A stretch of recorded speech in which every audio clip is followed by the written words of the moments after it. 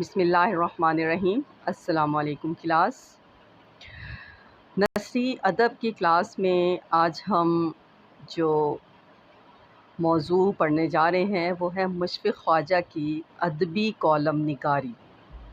کل کی کلاس میں ہم نے اور اس سے پہلے والی کلاس میں ہم نے پڑھا تھا کہ کالم نگاری کیا ہے، اور اس کے بعد ہمارے نصاب میں جو شامل تھے رائٹر وہ تھے مشفق خواجہ، اور پھر ہم نے ان کی مشفق خواجہ کے حالات زندگی اور کچھ ان کی کالم نگاری کے حوالے سے کل پڑھا تھا۔ آج ہم ان کی کالم نگاری کی بات ہی کریں گے، لیکن خامہ بگوش کے قلم سے، یعنی کہ حوالہ ہم کس سے دے رہے ہیں، کیونکہ ہمارے نصاب میں مشفق خواجہ کی جو کالم نگاری ہے وہ ہے خامہ بگوش کے قلم سے۔ تو آج ہم انہی کے ریلیٹڈ اور اسی کے حوالے سے مشفق خواجہ کی ادبی کالم نگاری کے بارے میں پڑھیں گے کہ پاکستانی محقق اور نقاد مشفق خواجہ خامہ بگوش ادبی کالم نگاری میں بلند پایہ شہرت کے حامل ہیں۔ مشفق خواجہ ان کا نام ہے، اور خامہ بگوش جو ہے یہ تخلص کرتے تھے، یہ ادبی ان کا نام ہے خامہ بگوش، جس نام سے مشفق خواجہ جو ہے وہ کالم نگاری کرتے تھے۔ انشائیہ کی طرح ادبی کالم بھی اردو ادب میں ایک نومولود صنف سخن ہے۔ جس طرح انشائیہ ایک نئی صنف ہے ادب میں، اسی طرح ادبی کالم بھی ایک نئی صنف ہے ادبی اردو ادب کے حوالے سے۔ لہٰذا اس کی خصوصیات جو ہیں وہ ابھی تک متعین نہیں کی جا سکیں، انشائیہ کو لے کر بھی اور ادبی کالم کو لے کر بھی اس کے قوانین، اس کے اصول اور اس کے کچھ قواعد اور ضوابط جو ہیں وہ ابھی تک متعین نہیں ہو سکے۔ بنیادی طور پر ہر وہ تحریر ادبی کالم کا جز بن سکتی ہے جس میں ادبی دنیا سے متعلق کسی واقعہ یا شخصیت پر طنز و مزاح کے پیرائے میں اظہار خیال کیا گیا۔ ادب وہی ہوتا ہے جس میں ہم اپنی تہذیب و تمدن، اپنے ادب سے ریلیٹڈ، اپنی زبان سے ریلیٹڈ کوئی واقعہ، کسی شخصیت کے حالات زندگی، آپیتی، کسی کی سوانح حیات، سیرت نگاری، یا کسی پر طنز و مزاح کے حوالے سے اس کی شخصیت پر ہم کوئی بھی اظہار خیال کرتے ہیں، اس کو ہم ادبی دنیا میں اس کا ایک مقام ہوتا ہے، اس کو ہم ادب کہہ سکتے ہیں۔ تو خامہ بگوش کے قلم سے ایسے ہی طنزیہ اور مزاحیہ کالموں کا منتخب نمونہ ہے۔ ان کالموں کا براہ راست تعلق جو ہے وہ ادبا، شعراء، انشا پرداز، مترجمین، ناقدین اور محققین سے ہے۔ یہ تمام جو اس میں کالمز ہیں خامہ بگوش کے، اس میں ان کالموں کا تعلق جو ہے، یہ جتنے بھی ادب سے تعلق رکھنے والے ادبا ہیں، شعراء ہیں، انشا پرداز ہیں، مترجمین، ناقدین اور محققین ہیں، ان کے حوالے سے ان پر کالم نگاری کی گئی ہے۔ خامہ بگوش انہی کو اپنا ہدف طنز و مزاح بناتے ہیں۔ موجودہ علم و ادب میں فکری انحطاط اور فنی گراوٹ کی واضح تصویر کشی خامہ بگوش کے ان ادبی کالموں میں چیدہ چیدہ ملتی ہے۔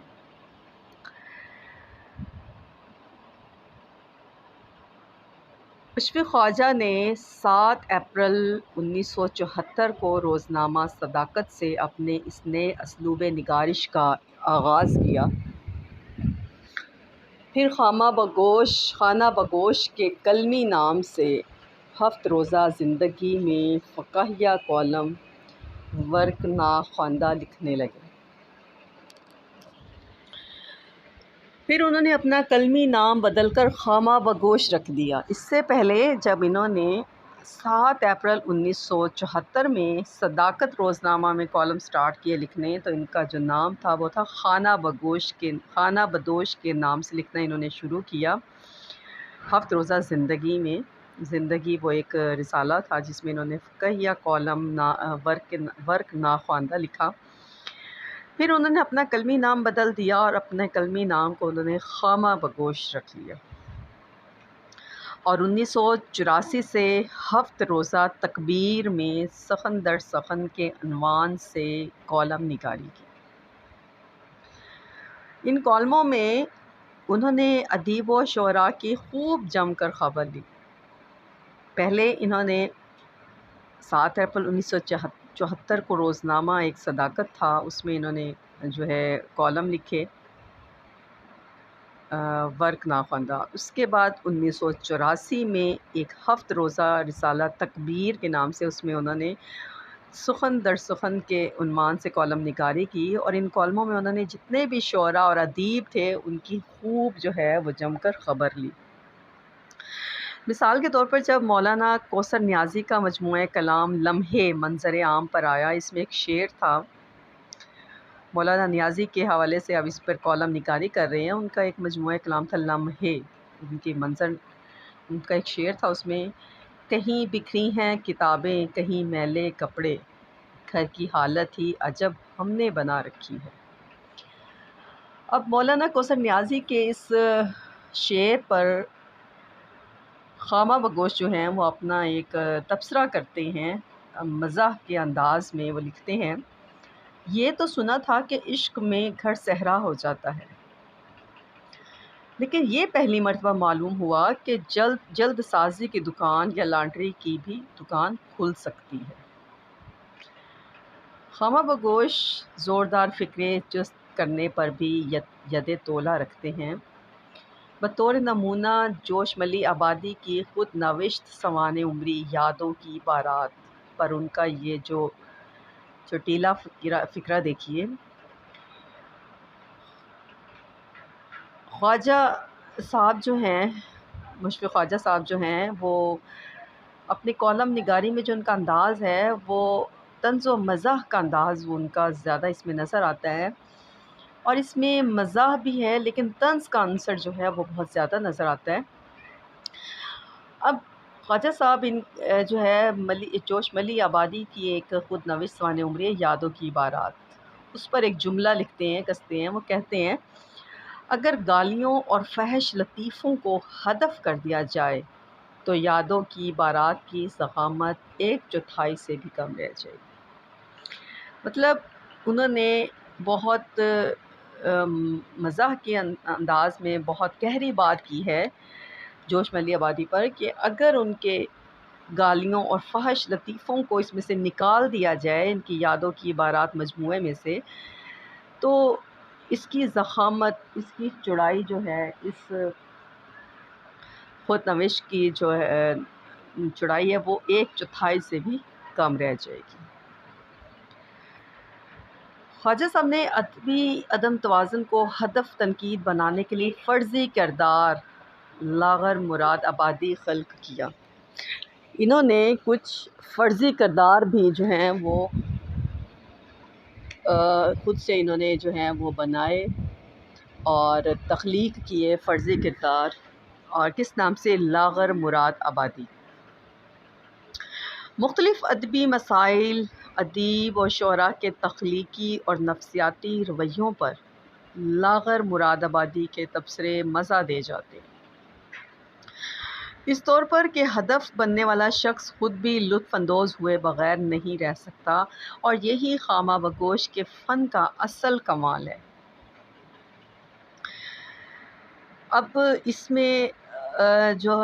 خواجہ صاحب جو ہیں، انہوں نے کچھ کردار فرضی بھی انہوں نے خود سے تخلیق کیے ہیں، اور اس فرضی کردار کو لے کر انہوں نے جو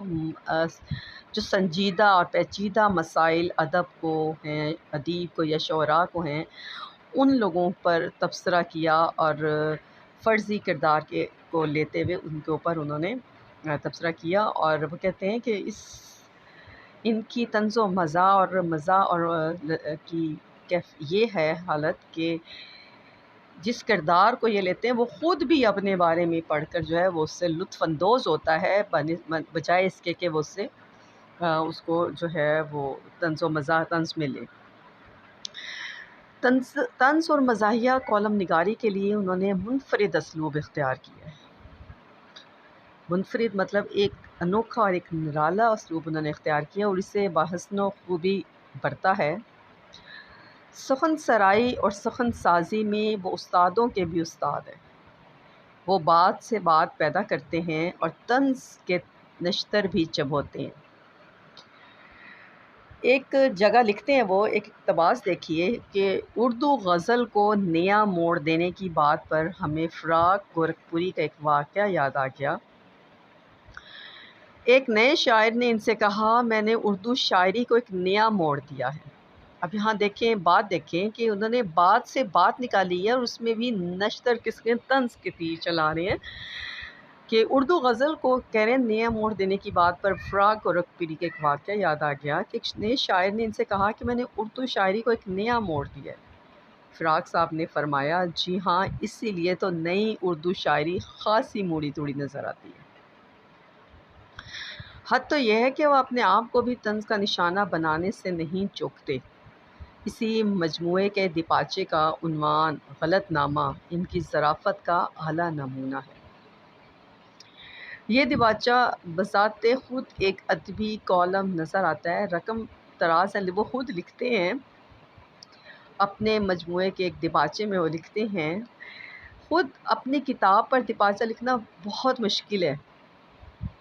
کسی دوسرے کی کتاب پر لکھنے میں یہ آسانی ضرور ہوتی ہے کہ پڑھے بغیر اس کی وہ خوبی تلاش کر لی جاتی ہے جو اس میں نہیں ہوتی۔ یہی اعلیٰ پائے کی ظرافت ان کے ادبی کالموں کے عنوانات سے ٹپکتی ہے، جیسے الفاظ یا آلات حرب و ضرب۔ ایک اور غالب شکن علامہ اقبال کے گھوڑے کا شجرہ نصب، استفادہ یا سرکہ، تبعات تراجم کا خالق، اسقاطات سخن، دنیا دار صوفی، خود نوشت شاعری، ادب کا جعلی شناختی کارڈ، ادبی غنڈہ، ٹیکس اور سفر نامہ یا تذکرۃ النساء وغیرہ، یہ وہ تمام جو ہیں ان کے ادبی کالموں کے مجموعے ہیں یا عنوانات ہیں جن پر اعلیٰ پائے کی ظرافت نظر آتی ہے مشفق خواجہ صاحب کی۔ اس میں ظرافت کا عنصر زیادہ ہے طنز کی نسبت۔ ان تمام عنوانات میں جو انہوں نے لکھا ہے اس میں ظرافت پائی جاتی ہے۔ خواجہ صاحب کی تحریروں میں اردو محاوروں کا استعمال بھی مزاحیہ اسلوب میں جا بجا ملتا ہے۔ مثلاً وہ لکھتے ہیں کہ عبدالعزیز خالد ایک غیر معمولی ادبی شخصیت ہے۔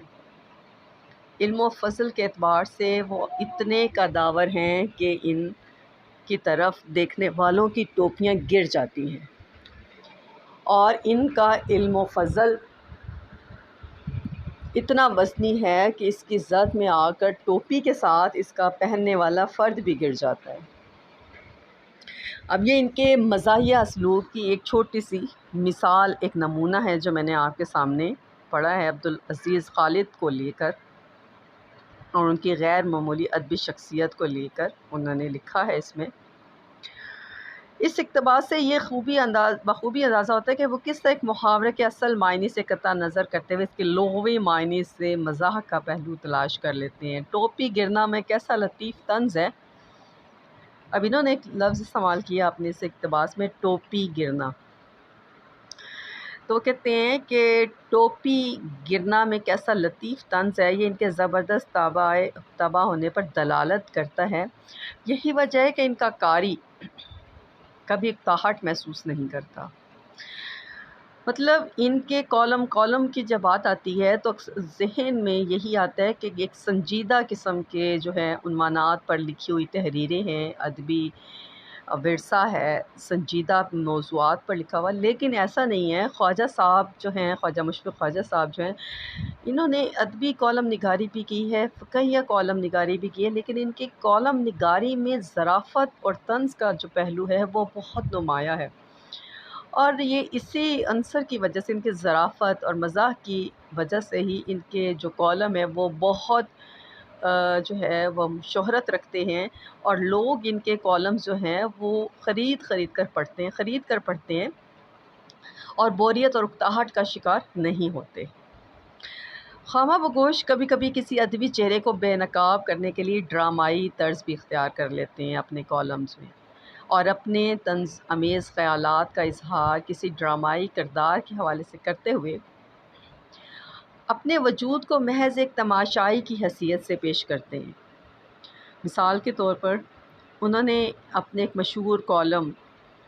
ایک اور غالب شکن میں طنز و مزاح نگار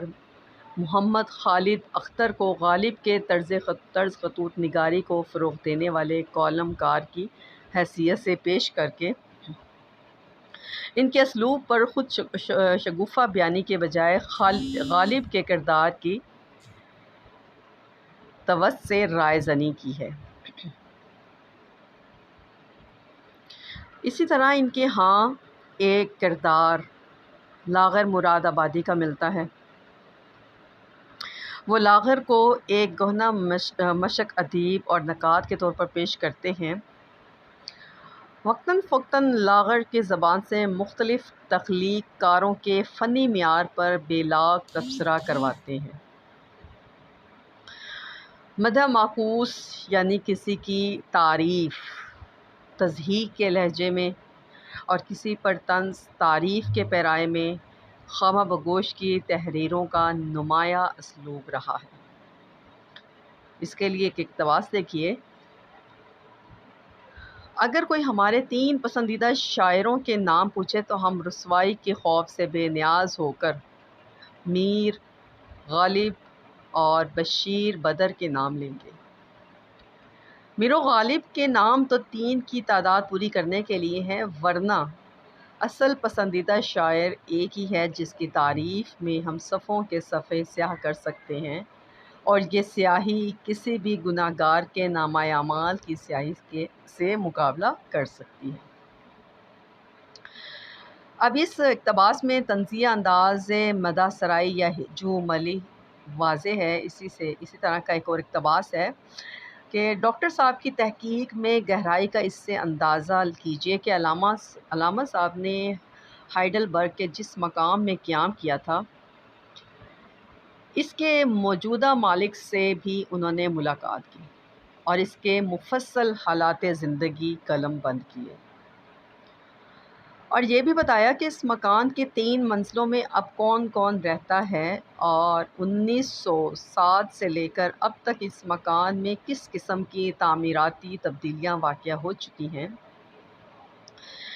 ڈاکٹر صاحب نے یہ مفید اطلاع بھی فراہم کی ہے کہ مالک مکان کے نواسے کی عمر 4 برس اور نواسی کی عمر 7 برس کے قریب ہے۔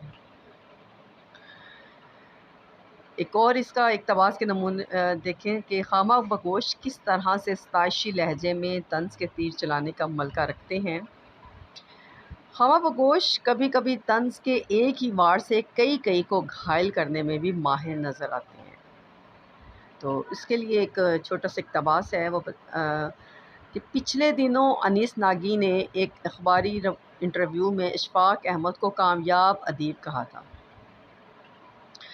اس کے جواب میں اشفاق احمد نے ایک حالیہ انٹرویو میں کہا ہے کہ انیس ناگی کی بات ان کی سمجھ میں نہیں آتی۔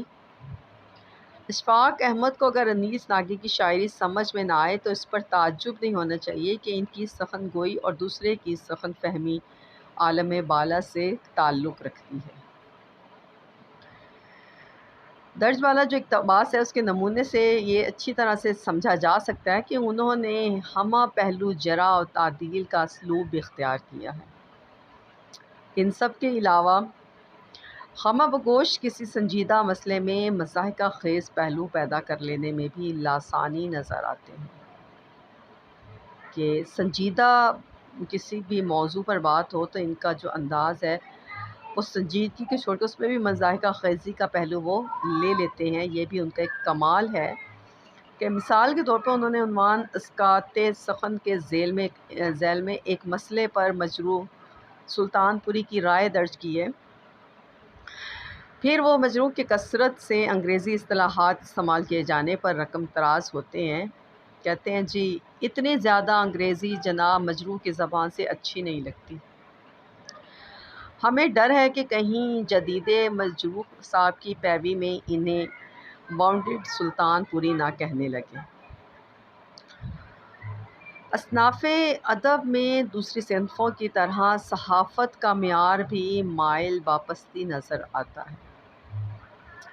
ان تمام خرابیوں کی بھرپور طریقے سے جرح اور تعدیل ایک کالم خام خیالی یا روشن خیالی میں کی گئی ہے۔ لکھتے ہیں کہ صحافت کو کسی زمانے میں شریفانہ پیشہ کہا جاتا تھا۔ پیشہ تو اب بھی شریفانہ ہے، لیکن شرافت وہ نہیں رہی جو اگلے زمانے میں تھی۔ پہلے کوئی صحافت میں وہی لوگ آتے تھے جنہیں جان و دل عزیز نہیں ہوتے تھے۔ اب جان و دل کی جگہ ایمان نے لے لی ہے۔ صحافت مشن نہیں، جن سے تجارت بن گئی ہے۔ اسی طرح ادب میں ترقی پسند تحریک جس تیور سے ابھری اس کا خوبصورت نقشہ جو ہے وہ ترقی پسند تحریک کی لٹیا کے تحت پیش کیا گیا ہے۔ لکھتے ہیں کہ اگر کوئی شخص ہر وقت یہی کہتا رہے کہ میں عاقل اور بالغ ہوں، تو اس کا عاقل اور بالغ ہونا مشکوک ہو جائے گا۔ یہی حال پاکستانی ترقی پسندوں کا ہے، جن کی ترقی پسندی کی عمارت زبانی دعویٰ پر قائم ہے۔ یہ بہت سے تقریباً مختلف اقتباسات تھے ان کی کالم نگاری کے حوالے سے مشفق خواجہ کی، جس میں مشفق خواجہ نے سنجیدہ جو کالم نگاری اس میں بھی مزاح اور طنز کا عنصر جو ہے وہ کسی نہ کسی طرح نکال لیا ہے، اور ان کی مزاحیہ جو کالم نگاری اس میں تو ویسے ہی ظرافت جو ہے وہ بے شمار پائی جاتی ہے۔ اب مشفق خواجہ نہ صرف فقاہیہ کالم نگاری بلکہ پوری اردو طنز و مزاح کی تاریخ میں ایک سنگ میل کی حیثیت رکھتے ہیں۔ انہوں نے موضوع، مواد اور اسلوب ہر سطح پر ندرت و انفرادیت اور جدت طبع کے حوالے سے اردو صحافت کی البیلی صنف فقاہیہ کالم نگاری کی تشکیل نو کا کارنامہ انجام دیا۔ موضوع کی سطح پر ان کا سب سے اہم اضافہ یہ ہے کہ انہوں نے باضابطہ معاصر ادیب اور شعراء اور تازہ کار ادبی مسائل کو فقاہیہ کالم نگاری کی تاریخ میں پہلی بار اپنے طنز و مزاح کا ہدف بنایا، اور اس طور پر ادبی کالم نگاری کی باضابطہ داغ بیل ڈالی۔ شعر و ادب کے غیر ادبی معیارات، شہرت و جاہ اور انعامات کے لیے ادیب اور شعراء کے سیاسی داؤ پیچ اور بزم خود محقق نقاد، ادیب اور شاعر کہلوانے والے خوش فہمیوں کی حماقت امیز حرکتیں، شعر و ادب میں فروغ پانے والے غیر ادبی عناصر، میلانات، رجحانات اور تحریکات، روایتوں سے ناآشنا اور فیشن زدہ حیتی اور صنفی تجربات، ادبی سیاست کے زیر سایہ پنپنے والے مصاحبین کے مبالغہ امیز تبصرے، لغو تحقیق، متعصبانہ تنقید اور بے معنی تخلیق وغیرہ دنیائے ادب کی کوکھ سے جنم لینے والی ناہمواریوں اور بے اعتدالیوں کو مشفق خواجہ نے مزاح اور ظرافت کی تخلیق کے لیے مواد اور خمیر کے طور پر استعمال کیا، اور وہ طنز و مزاح کے جتنے حربے ہو سکتے ہیں ان سبھی کو پورے فنکارانہ مہارت کے ساتھ استعمال کیا ہے انہوں نے۔ مثلاً مبالغہ، موازنہ، رمز، بذلہ سنجی، ہجو ملی، رعایت لفظی اور مضحکہ خیز کردار نگاری وغیرہ، ان تمام چیزوں کو انہوں نے بہت فنکارانہ مہارت سے اپنے کالم میں جو ہے انہوں نے استعمال کیا ہے یا بروئے کار لائے ہیں وہ۔ تو یہ ان کے مشفق خواجہ کے جو ہے خامہ بگوش کے قلم سے ایک ادبی کالم نگاری پر ایک چھوٹا سا جو ہے وہ ایک تنقیدی جائزہ ٹائپ ہے کہ ان کی کالم نگاری جو ہے، ادبی کالم نگاری میں طنز اور ظرافت، جیسے ہم نے کل پڑھا تھا کہ مشفق خواجہ جو ہیں وہ ادبی کالم نگار ہیں، لیکن اس میں ان کے جتنے بھی کالمز ہیں اس میں طنز اور ظرافت جو ہے وہ بدرجہ اتم پایا جاتا ہے۔ تو آج ہم نے خامہ بگوش کے قلم سے، جو ان کی کتاب ہے، جو ان کا مجموعہ ہے قلم نگاری کا، تو اس میں سے ہم نے مختلف اقتباسات جو ہیں وہ نکال کر آپ کے سامنے میں نے آج ڈسکس کی ہیں کہ اس میں کس طرح سے طنز اور ظرافت جو ہے وہ ہم آسانی سے تلاش کر سکتے ہیں کہ کیسے انہوں نے کچھ شخصیات پر، کسی کے کارناموں پر اور مختلف چیزوں پر کس طرح اس میں ظرافت کا اور طنز کا جو ہے پہلو انہوں نے نکالا ہے۔ اب ہم بات کرتے ہیں ان کی فقاہیہ کالم نگاری کے حوالے سے، ہم تھوڑا سا اب ڈسکس کر لیتے ہیں کہ خامہ بگوش کی جو فقاہیہ کالم ہے اس پر ایک ڈاکٹر اسماعیل خان کا ایک چھوٹا سا آرٹیکل ہے، تو اس کو ہم تھوڑا سا دیکھ لیتے ہیں کہ اس میں انہوں نے مختصراً سا احوال پہلے بتایا ہے کہ مشفق خواجہ نے جو اپنے کالم لکھے اور کون کون سے انہوں نے روزنامہ میں اس میں لکھے، تو اس کے بارے میں لکھتے ہیں کہ 1982 میں 7 روزہ ایک جسارت ان کا رسالہ تھا، اس میں پاکستان کے فقاہیہ کالم سخن در سخن، اور 23 مارچ 1984 سے 7 روزہ تکبیر پاکستان کے فقاہیہ کالم سخن در سخن سے 20ویں صدی کے آخر ربع میں اردو کی فقاہیہ کالم نگاری میں ایک خوبصورت کالم نویس کا اضافہ ہوا۔ کالم سخن در سخن کے ساتھ کالم نگار کا نام خامہ بگوش شائع ہوا۔ خامہ بگوش کے جو کالم ہیں سخن در سخن اپنے موضوعات کے سلسلے میں جدت پسندی کا حامل تھا۔ خامہ بگوش نے پیشہ ورانہ کالم نویسیوں کی طرح کسی سماجی سیاسی مسائل کو اپنے کالموں کا موضوع نہیں بنایا، بلکہ یہ کالم ادب کے تقاضے، ادبی سرگرمیاں، ادبی کتابیں، شاعروں، ادیبوں کے خیالات اور نظریات اور ادبی دنیا کی تمام ناہمواریوں کا احاطہ کرتا ہے۔ اس لیے انہیں فقاہیہ ان کے جتنے بھی کالمز ہوتے ہیں اس لیے انہیں فقاہیہ کالم کہا جاتا ہے۔ خالص ادبی سرگرمیوں اور ادبی دنیا کی ناہمواریوں کو خامہ بگوش سے پہلے کسی کالم نگار نے باقاعدہ موضوع نہیں بنایا۔ ادب کو لے کر، ادبی دنیا کو لے کر، ادبی سرگرمیوں کو لے کر، یا اس میں موجود یا پیدا ہونے والے جو مسائل ہیں ان کو خامہ بگوش سے پہلے باقاعدہ طور پہ کسی کالم نگار نے اس پر کالم جو ہے وہ نہیں لکھے۔ یہ کالم اس دور کا مقبول کالم کہلاتا تھا، کئی اخبارات میں اس کو نقل کیا جاتا تھا۔ قارئین کالم کو دیکھ کر ہی پرچہ خریدتے تھے اور پڑھ کر داد دیے بغیر نہیں رہتے تھے۔ خامہ بگوش کا مقصد ادب کے ایک عام قاری کو ادبی دنیا کی سرگرمیوں سے واقف کرنا اور ادیب اور ادب میں جو خامیاں در آئی ہیں اس کی اصلاح کرنا تھا۔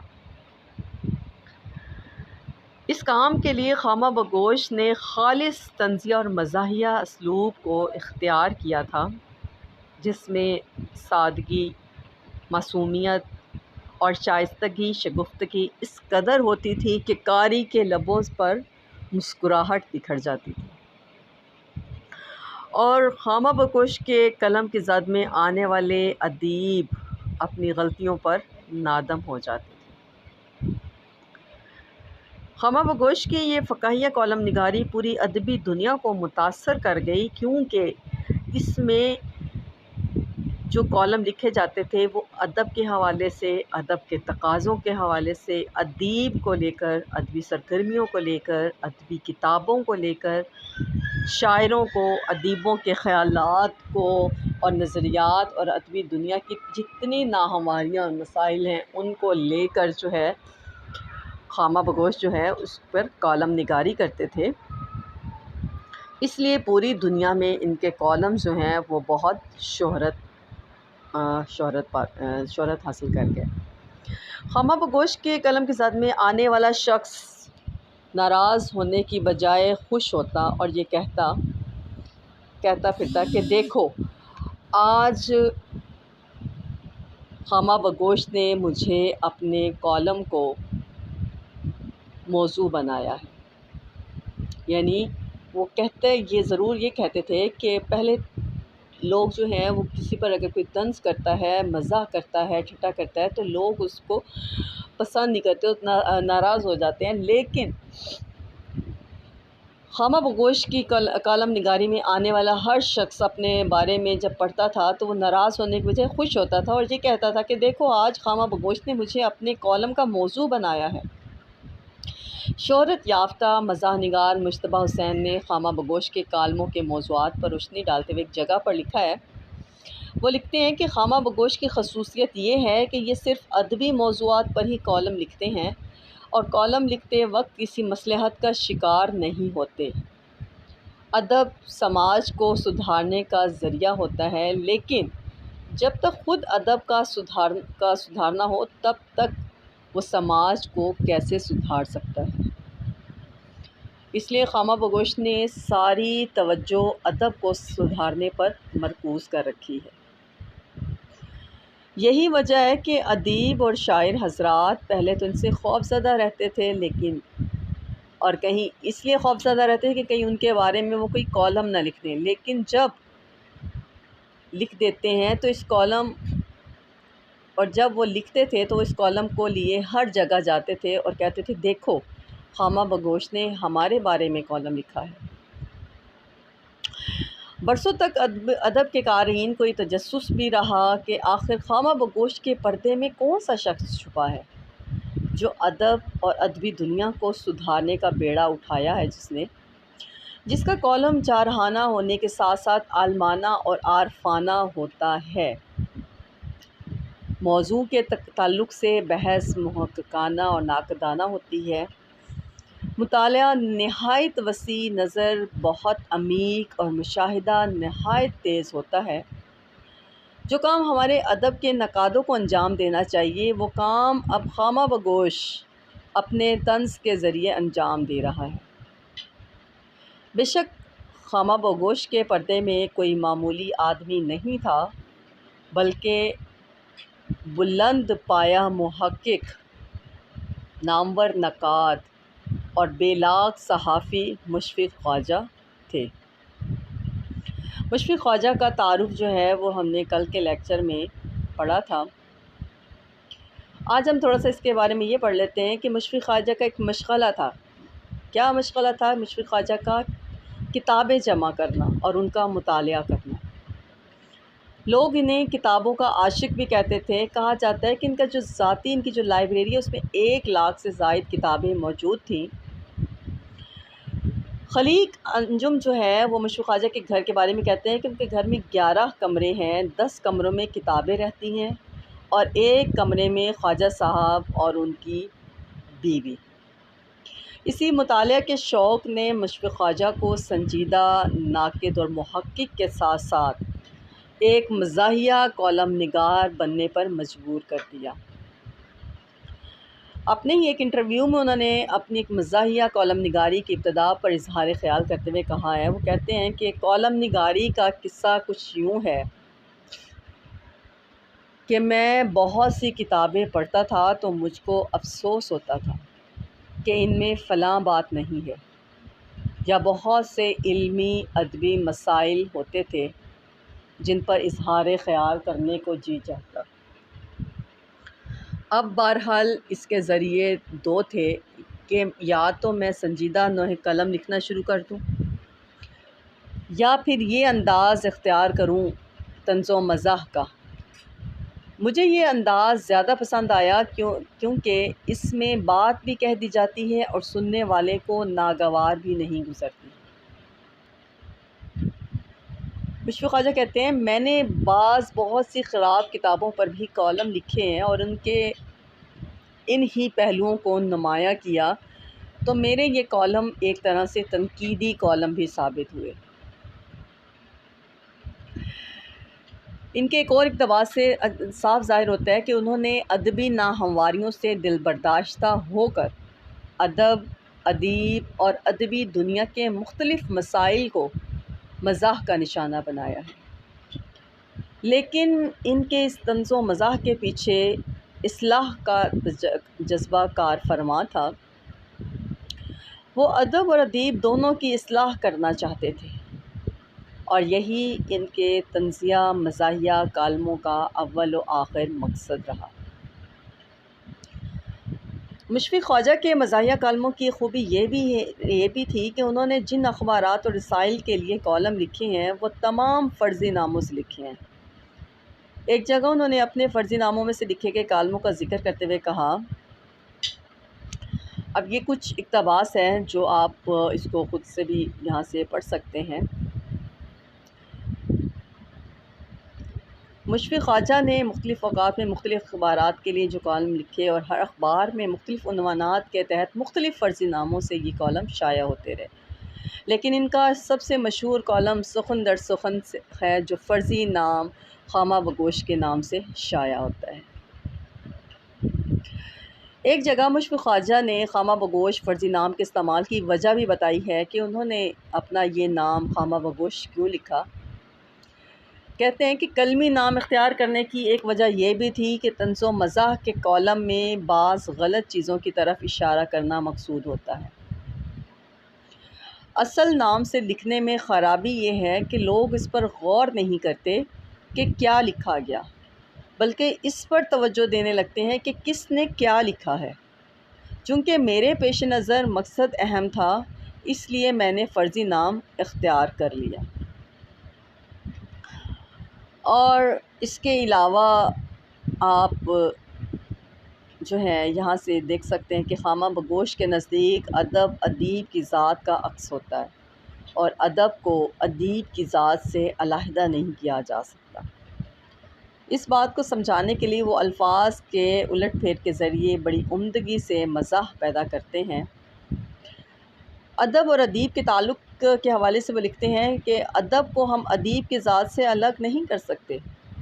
ادیب جو کچھ لکھتا ہے وہ اس کی شخصیت یعنی ذات کا عکس ہوتا ہے۔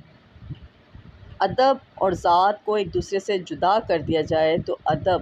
بے ذاتی اور ذات بے ادب ہوتی ہے۔ خامہ بگوش کے مطابق وہ کہتے ہیں کہ آج کے دور میں ادب کے معیار کو جانچنے کا طریقہ بدل گیا ہے۔ پہلے ادب کا ایک معیار تھا، اس کے موضوعات سے اس کو دیکھا جاتا تھا، جانچا جاتا تھا، پرکھا جاتا تھا۔ اس کے علاوہ پہلے ادب کے معیار کو ادبی کتابوں اور ادبی رسالوں سے بھی جانچا جاتا تھا، لیکن موجودہ دور میں ادب کے معیار کو دیکھنے کا طریقہ اس کے برعکس ہے، یعنی اب ادب کا معیار اخبار میں چھپنے والی ادبی خبریں اور ادبی تقریروں سے معلوم کیا جا رہا ہے۔ اس پر وہ طنز کرتے ہوئے کہتے ہیں، خامہ بگوش کہتے ہیں کہ آج کل ہمارا سب سے بڑا ادبی معیار بھی لٹریچر کی روح سے ناآشنائی ہے۔ ادب کتابوں اور رسالوں سے نکل کر اخباروں اور رونمائی کی تقریبوں میں آ گیا ہے۔ اب یہ مختلف چیزوں پر جو ہے خامہ بگوش نے جو ہے وہ طنز و مزاح کیا ہے۔ انہوں نے غزل کے حوالے سے، علامتی افسانہ نگاروں کے حوالے سے، شاعری کے حوالے سے، صنف انشائیہ کو لے کر وہ اپنے کچھ متعارض نظر آتے ہیں، اپنے خیالات کا اظہار کرتے ہیں، اور بے شمار اصناف ادب ہیں جس میں ناول، افسانہ، مسدس، مخمس، مثنوی، مرثیہ، ان تمام اصناف پر بھی انہوں نے اپنے جو ہے وہ خیالات کا اظہار کیا ہے اپنے کالمز میں۔ اور اس کے علاوہ دور حاضر میں جو سفر نامے ہیں ان سے وہ مطمئن نظر نہیں آتے، اس پر انہوں نے بہت سے کالمز لکھے ہیں۔ اور ان کا خامہ بگوش جو ہے، خواجہ مشفق خواجہ جو ہیں وہ کالم نگار میں اس حوالے سے، ادب کے حوالے سے دیکھا جائے تو خامہ بگوش جو ہیں وہ ایک بہت بڑے اور نامور کالم نگار ہیں اردو ادب میں۔ ان کی بہت سی خصوصیات اور انہوں نے کیسے اپنے جو ہے اپنی تخلیق میں، اپنے کالم نگاری میں طنز کو، ظرافت کو کس طرح سے انہوں نے جگہ دی، اس کے بارے میں مکمل معلومات میں نے آپ کو یہ 2-3 ان کے جو ٹاپکس تھے اس میں نے آپ کو دی ہے۔ اور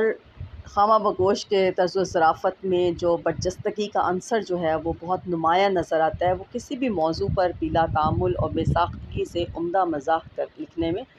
قدرت رکھتے ہیں، اور جب وہ کسی موضوع کے مضحکہ پہلو کو نمایاں کرنے یا ہجو کرنے کے لیے خاکہ تیار کرتے ہیں، اس میں دلچسپی کا عنصر بہت زیادہ ہوتا ہے، چاہے وہ خاکہ کتنا ہی ناقابل قبول ہی کیوں نہ ہو، کیونکہ وہ تفکر اور بصیرت کے عناصر سے مالا مال ہوتا ہے۔ خامہ بگوش کے ظریفانہ اسلوب اور زبان و بیان کی خوبی پر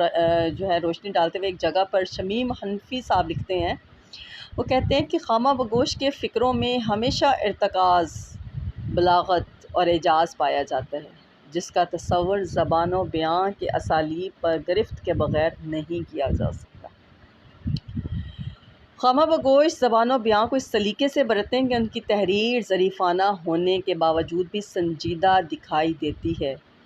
انہوں نے خود ایک جگہ اپنے اس مخصوص ظریفانہ اسلوب میں موجود سنجیدگی پر اظہار خیال کرتے ہوئے کہا ہے، اس وقت جو کتاب آپ کے ہاتھ میں ہے یہ ایک سنجیدہ کتاب ہے، جو بعض سنجیدہ مقاصد کے حصول کے لیے نہایت سنجیدگی سے لکھی گئی ہے۔ الغرض خامہ بگوش کی تحریروں میں ظرافت گہری سنجیدگی کے بطن سے پھوٹتی ہے۔ وہ ظرافت برائے ظرافت کے قائل نہیں ہیں، وہ مزاح کو لطف کلام کے لیے ضرور برقرار لاتے ہیں، لیکن ان کا کلام سنجیدہ معنویت اور مقصدیت کا حامل ہے۔ یہ تھا ہمارا آج کا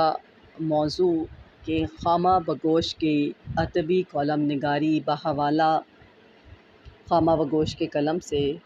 اور خامہ بگوش کے فقاہیہ کالم نگاری پر تبصرہ مختلف جو کہ ڈاکٹر اسماعیل خان نے جو ہے لکھا، یہ آج ہم نے آپ کے اس میں جو ہے ایک اس کو آپ تنقیدی جائزہ یا جو ہے اس حوالے سے بھی کہہ سکتے ہیں۔